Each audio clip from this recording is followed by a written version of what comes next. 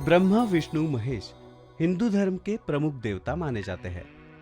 हम सभी मूर्तियों के रूप में देवी देवताओं की पूजा करते हैं, लेकिन भगवान शिव की मूर्ति पूजा नहीं होती, बल्कि एक अनोखे रूप में उन्हें पूजा जाता है। उनका ये रूप शिवलिंग के नाम से प्रसिद्ध है। लिंग शब्द का अर्थ है प्रतीक या रूप, इसलिए शिवलिंग भगवान शिव का निराकार अस्तित्व दर्शाता है, जो 3 भाग से बना हुआ है। शिवलिंग का निचला भाग, जो हमेशा भूमिगत रहता है, उसे भूमि भागम कहते हैं, या फिर उसे ब्रह्म भागम के नाम से भी जाना जाता है। मध्य भाग एक आसन है, जिसे पीठम या विष्णु भागम भी कहा जाता है। पीठम में अभिषेक का पानी या दूध बाहर निकलने के लिए एक मार्ग होता है। शिवलिंग का ऊपरी भाग अंडाकार है, जो ब्रह्मांड का प्रतीक है। उसे पूजा भागम के रूप में जाना जाता है, या इसे शिव भागम भी कहते हैं।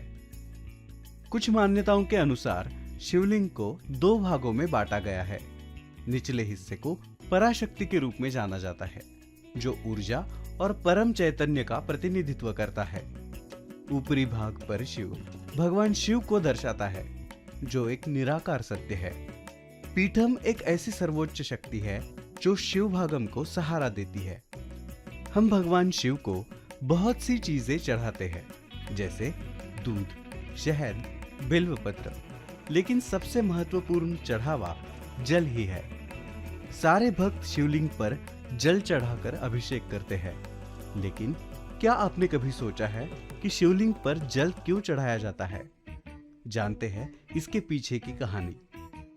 देवताओं और राक्षसों को अमृत कलश प्राप्त करने के लिए समुद्र मंथन करना पड़ा था, जिसमें से 14 रत्न निकल आए थे। समुद्र मंथन से सबसे पहले हलाहल की उत्पत्ति हुई थी। ये बहुत ही खतरनाक जहर था। सारे देवता और राक्षस इस जहर की तीव्र ज्वालाएं सह नहीं पा रहे थे, जिसके कारण वे समुद्र मंथन भी नहीं कर पा रहे थे। उनकी इस समस्या को देखकर भगवान शिव ने उन्हें दिलासा दिया और जहर पीने लगे, लेकिन उन्होंने जहर को अपने कंठ में ही समाये रखा और उसे अपने शरीर में प्रवेश करने से रोक दिया, जिससे उनका कंठ नीले रंग का हो गया, और तभी से भगवान शिव का नीलकंठ ये नाम जग प्रसिद्ध हुआ। जहर के कारण भगवान शिव के शरीर से पसीने की तेज धाराएं निकली।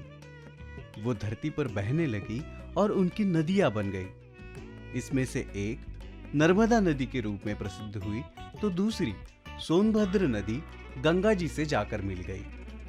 भगवान शिव के पसीने से उत्पन्न होने के कारण इन दोनों नदियों को शिव तनया अर्थात शिव की पुत्रियां कहा जाने लगा।